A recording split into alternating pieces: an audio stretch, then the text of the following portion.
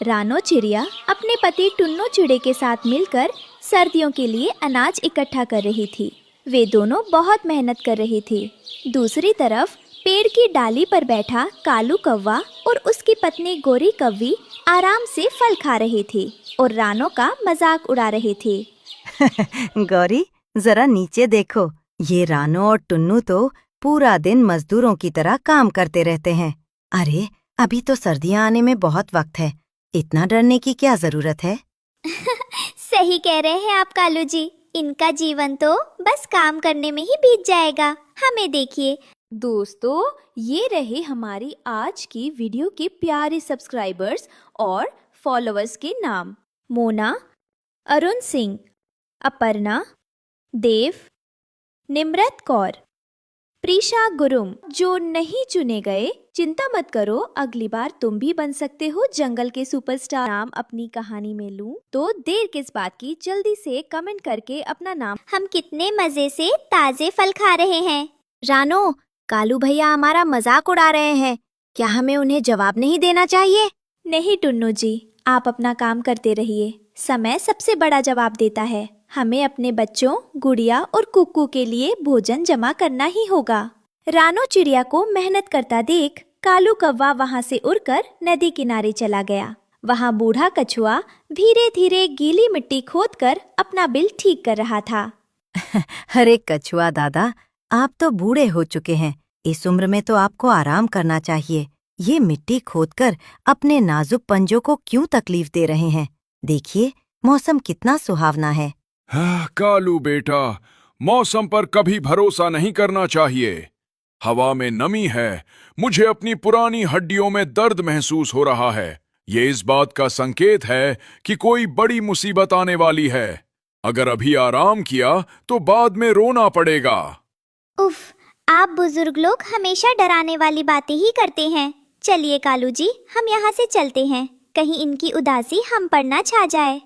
कालू और गौरी ने बूढ़े कछुए की समझदारी भरी बात को अनसुना कर दिया और वहां से मजे करने उड़ गए। शाम हो चुकी थी। रानो और टुन्नू अनाज की पोटली लेकर अपने घोंसले में आते हैं। उनके बच्चे गुड़िया और कुकू उनका इंतजार कर रहे थे। रानो ने एक मजबूत घोंसला बनाया था, जिसे उसने मोम और सूखी लकड़ियों से पक्का किया था। माँ, आप आ गई? हमें बहुत भूख लगी है। क्या आज आप हमारे लिए मीठे चावल लाई हैं?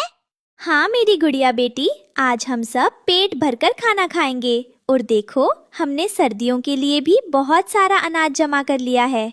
अब चाहे कितनी भी ठंड पड़े, हमें बाहर नहीं जाना पड़ेगा।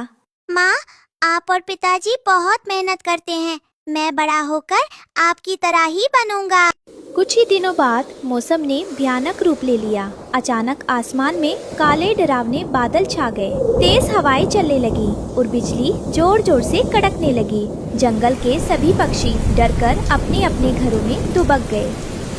हे भगवान, ये हवा तो बहुत तेज है। मेरे पंख तो हवा के सामने काम ही नहीं कर रहे। मुझे जल्दी से जल्दी घर पहुंचना होगा।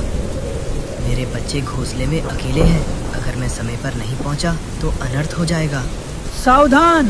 सभी पक्षी सावधान हो जाएं। मेरा अनुभव कहता है कि यह कोई साधारण बारिश नहीं है। यह एक बहुत बड़ा तूफान है जो सब कुछ तहस नहस कर देगा। भाइयों और बहनों, अपने अपने घरों में छुप जाओ और भूल कर भी बाहर मत निकलना। उल्लू बाबा, आप सही कह रहे हैं। देखो कैसे बड़े बड़े पेड़ भी हिल रहे हैं। मुझे अपने दरवाजे और खिड़कियाँ तुरंत बंद कर लेने चाहिए। हे ईश्वर, हम सबकी रक्षा करना। आज की रात जंगल पर बहुत भारी पड़ने वाली है। हवा इतनी तेज थी कि कालू कौवे का कच्चा घोंसला जोर जोर से हिलने लगा। कालू, गोरी और उनका बेटा जग्गू अंदर बुरी तरह डर गए थे। उनके घर की छत से पानी टपकना शुरू हो गया था। पिताजी, मुझे बहुत डर लग रहा है। हमारा घर टूट जाएगा। पानी अंदर आ रहा है पिताजी। कालू जी, कुछ कीजिए। अगर ये तूफान नहीं रुका तो हमारा घोंसला उड़ जाएगा। हमने तो सर्दियों के लिए खाना भी जमा नहीं किया। हम क्या खाएंगे? गौरी, शांत हो जाओ, मैं कुछ करता हूँ। मुझे नहीं पता था कि मौसम इतना खराब हो जाएगा। मैं अभी लकड़ियाँ ढूंढने की कोशिश करता हूँ। बाहर भयानक तूफान था, लेकिन रानो चिड़िया का घर अंदर से सूखा और गर्म था। रानो ने अंगीठी जलाई हुई थी। टुन्नू और बच्चे आराम से बैठे थे। रानो को बाहर की चिंता हो रही थी। रानो, बाहर हालात बहुत खराब है। शुक्र है कि तुमने समय रहते ये पक्का घर बना लिया था। हाँ टुन्नू जी, लेकिन मुझे दूसरों की चिंता हो रही है। कालू भैया का घोंसला बहुत पुराना था। पता नहीं वे और उनका परिवार सुरक्षित होंगे या नहीं। तभी एक जोरदार हवा का झोंका आया और कालू कौवे का घोंसला तिनका होकर बिखर गया। कालू, गोरी और जग्गू ढलान से नीचे कीचड़ में गिर गए। वे पूरी तरह भीग चुके थे और ठंड से कांप रहे थे। जग्गू जोर जोर से रोने लगा। माँ, पिताजी, मुझे बहुत ठंड लग रही है, मुझे बचाओ। मेरे बच्चे, गौरी, तुम जग्गू को अपने पंखों के नीचे छुपा लो। हमें जल्दी ही कोई आसरा ढूंढना होगा, वरना ठंड से हमारी जान चली जाएगी। कालू और गोरी कांपते हुए हरिया तोते के घर पहुँचे। उन्होंने दरवाजा खटखटाया। हरिया भाई, दरवाजा खोलिए। हम मुसीबत में हैं, हमारा घर टूट गया है। कृपया हमें थोड़ी देर के लिए शरण दे दीजिए। माफ करना कालू भाई, मेरा घर बहुत छोटा है। इसमें मेरे परिवार के अलावा और किसी के लिए जगह नहीं है। और जब मौसम साफ था तब तो आप बस आराम कर रहे थे। अब जाइए यहाँ से। निराश होकर कालू कौवा कबूतर के घर गया। बारिश और तेज हो गई थी। जग्गू की हालत खराब होती जा रही थी। कबूतर भैया, हमारे बेटे पर दया कीजिए, वो ठंड से मर जाएगा। हमें बस एक कोने में बैठने दीजिए। गौरी बहन, मैं आपकी मदद करना चाहता हूँ, लेकिन मेरी छत भी टपक रही है। यहाँ जगह नहीं है। आप रानू चिड़िया के पास जाइए, उसी का घर सबसे पक्का है। कालू कौवा शर्मिंदा था। उसने हमेशा रानू का मजाक उड़ाया था, लेकिन अब उसके पास कोई रास्ता नहीं था।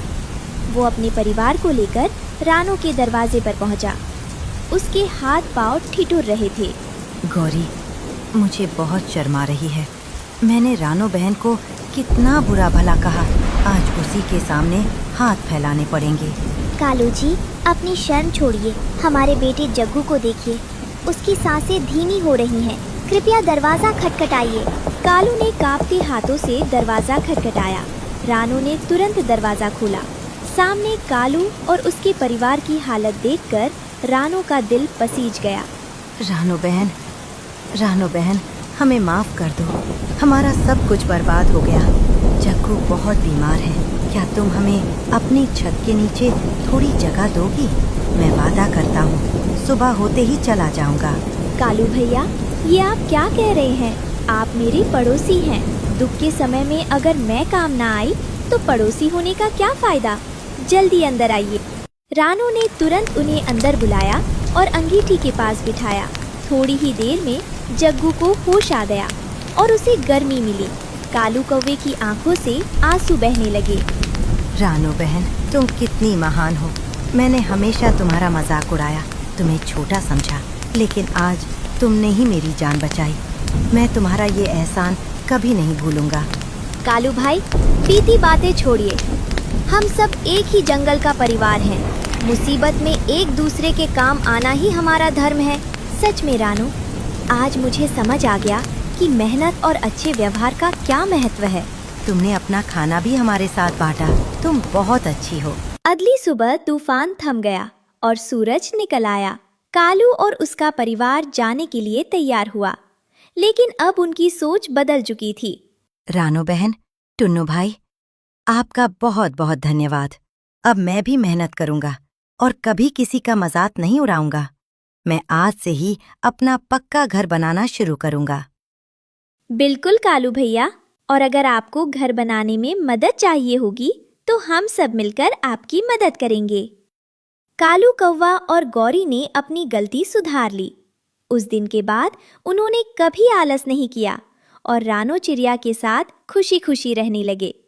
इस कहानी से हमें सीख मिलती है कि मुसीबत के समय बैर भूलकर मदद करना ही सच्ची मानवता है और मेहनत कभी बेकार नहीं जाती। सुंदरवन जंगल में सुबह का समय था। आसमान पर काले बादल घिर आए थे। तभी जंगल का मौसम बताने वाला पक्षी एक लाल तोता पेड़ों से पेड़ों तक उड़कर खबर दे रहा था। सुनो सुनो, शाम तक तेज बारिश होगी। सब अपने घर मजबूत कर लो, वरना पानी अंदर आ जाएगा। पक्षी उसकी बात सुनकर अपने घर संवारने लगे, मगर रानो चिड़िया उदास थी क्योंकि उसका घर बहुत टूटा फूटा था। रानो चिड़िया अपने छोटे से घोंसले में बैठी थी। दीवारें जगह जगह से फटी थी और छत से बूंदें टपक रही थीं। उसके दो नन्हे बच्चे गुड़िया चिड़िया और कुकू चिड़ा कांपते हुए माँ को देख रहे थे। अम्मा, बारिश आ जाएगी तो हम कहाँ रहेंगे? हमारा घर तो वैसे भी टूट रहा है। हाँ बेटा, मुझे पता है, मगर मैं कोशिश करूंगी। शायद कोई हमारी मदद कर दे। क्या तोता मामा, कबूतर चाचा या कोई और मदद नहीं करेगा? मैं सबके पास जाऊंगी, मदद मांगूंगी। देखना बेटा, भगवान किसी न किसी को हमारे लिए भेजेगा। रानो उड़कर पास के पेड़ पर गई जहाँ तोता और तोती रहते थे। उनका घर पत्तों और सूखी लकड़ियों से बना हुआ था। भाई तोता, भाभी तोती, मेरा घर टूट रहा है। बच्चे छोटे हैं, बारिश आने वाली है। क्या तुम दोनों मुझे कुछ तिनके, कुछ पत्ते दे सकते हो? अरे बहन, हमारे पास भी बहुत कम सामान है। हम तो पहले ही अपना घर संभालने में लगे हैं। और फिर तुम्हारा घर तो पहले भी कई बार टूटा है। अब तो आदत डाल लो। हम क्यों हर बार तुम्हें बचाएं? तो तुम दोनों भी मेरी मदद नहीं करोगे? नहीं बहन, हमें माफ करना। अपने हाल पर भरोसा रखो। रानो टूटी हुई उम्मीदों के साथ वहां से उड़ गई। थोड़ी दूर एक पुराने पीपल के पेड़ पर कबूतर और उसकी पत्नी रहते थे। रानो वहीं पहुंची। कबूतर भाई, मेरी हालत बहुत खराब है। बच्चे बारिश से डर रहे हैं। तुम्हारे पास अगर कुछ तिनके हो तो मुझे दे दो ताकि मैं छत ढक लूं। रानो बहन, देखो, मेरी बीवी बीमार है। हमारे पास दाने तक नहीं बचे। मैं तिनके दूं भी तो कौन हमारा घर संभालेगा? भाई, अगर तुम मेरी मदद कर दोगे तो मैं बाद में तुम्हारे लिए मेहनत करूंगी। बस अभी बच्चों को बचाना है। नहीं, हमें अपनी मुश्किलें ही कम नहीं है। माफ करना रानो, हम किसी की मदद नहीं कर सकते। रानो की आंखों से आंसू छलक पड़े। वो चुपचाप वहां से उड़ गई। आखिरी उम्मीद लेकर रानो बिंदिया चिड़िया के घर पहुंची। बिंदिया अपने घोंसले में आराम कर रही थी। बहन बिंदिया, मेरा घर टूट गया है। बच्चे बहुत परेशान हैं। क्या तुम कुछ घास या पत्ते दे सकती हो? रानो, मैं तो खुद रोज मेहनत करके अपना घर ठीक करती हूँ। अगर तुझे घर बनाना नहीं आता तो ये मेरी गलती नहीं। बस थोड़ा सा दे दो, मैं ताउम्र तुम्हारी आभारी रहूंगी।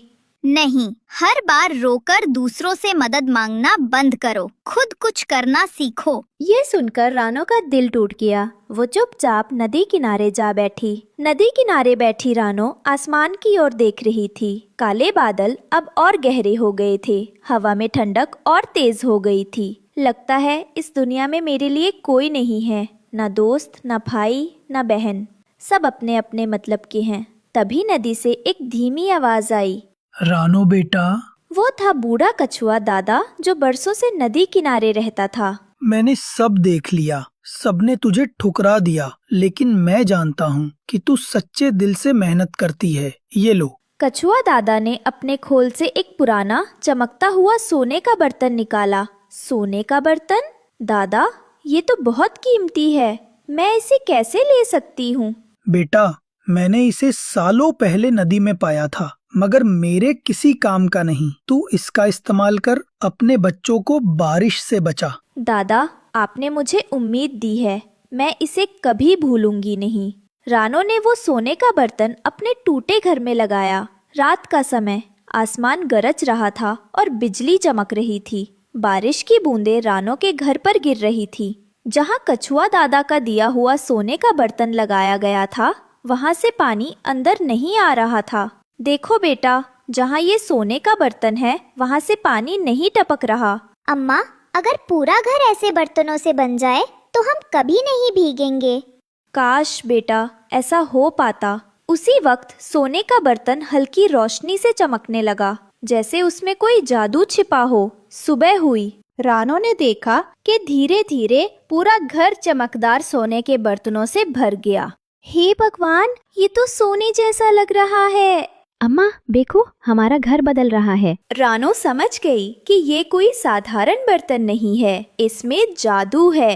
अब हमारे पास दुनिया का सबसे मजबूत घर है। अगले दिन जब बारिश रुक चुकी थी, तब जंगल के बाकी पक्षियों ने देखा कि रानो का घर सोने का बन गया है, तो सब हैरान रह गए।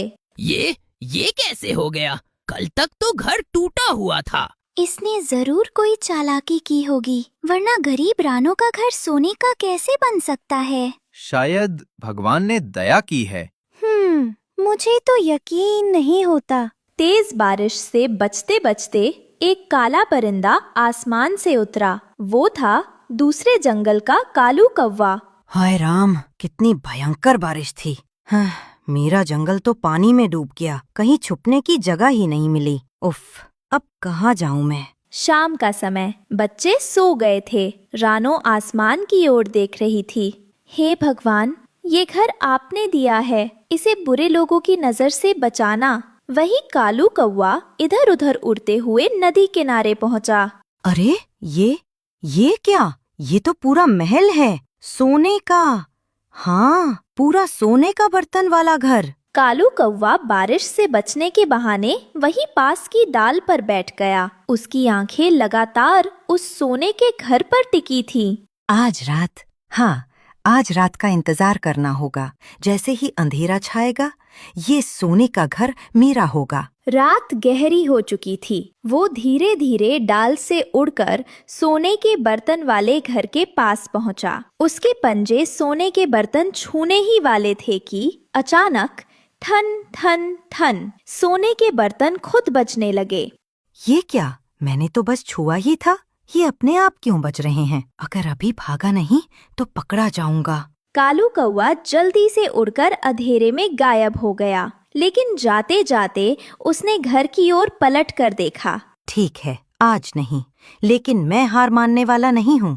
ये सोने का घर किसी भी हाल में मेरा होगा, चाहे जो करना पड़े। तो दोस्तों, कालू कौवा तो अंधेरे में भाग गया। क्या वो सचमुच रानो चिड़िया का सोने के बर्तनों वाला घर चुरा पाएगा, या जंगल की सच्चाई और दोस्ती उसके लालच पर भारी पड़ेगी? ये जानने के लिए देखना मत भूलिए अगला हिस्सा, और चैनल को सब्सक्राइब करना ना भूलें, ताकि आपको सबसे पहले मिले रानो चिड़िया की जादुई कहानी का अगला सुंदर वन जंगल के बीच से बहती नदी के किनारे एक विशाल पेड़ खड़ा था। उस पेड़ की घनी डालियों पर रानो चिड़िया ने अपनी छोटी सी बेटी गुड़िया के साथ मिलकर घास का एक सुंदर घर बनाया था। पेड़ के ऊपर से बहती ठंडी हवाएं और नीचे से छनकर आती पानी की आवाज उस घर को और भी खास बना रही थी।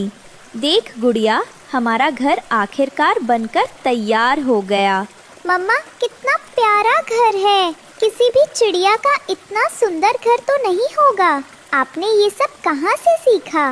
बेटी, ये हुनर मैंने अपनी अम्मा से सीखा है। वो भी इसी तरह सुंदर घर बनाया करती थीं। मम्मा, अब तो हमें कभी पत्तों में छुपकर सोने की जरूरत नहीं पड़ेगी। हाँ बेटा, अब तो ये घर ही हमारा सुरक्षित आशियाना होगा। अच्छा, अब तुम घर के अंदर जाओ, मैं नदी किनारे से कुछ मीठे फल ढूंढ कर लाती हूँ।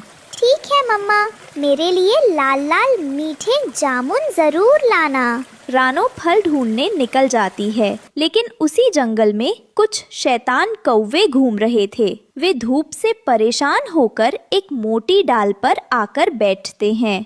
उफ, ये धूप तो जान ले लेगी। पानी कहाँ मिलेगा? गला सूख गया। हाँ, मगर पानी यहाँ आसपास नहीं दिख रहा। सुना है नदी बहुत दूर है। अचानक नजर रानो के घर पर पड़ती है। अरे वाह, देखो तो कितना सुंदर घर है। आज से पहले मैंने ऐसा घर इस जंगल में कभी नहीं देखा। सच कहा, ये घर तो किसी महल जैसा है। काश ये हमारा होता। फिर वह दोनों चालाकी से रानो के घर का दरवाजा खटखटाते हैं। जी कौवे अंकल आंटी, आप कौन हो?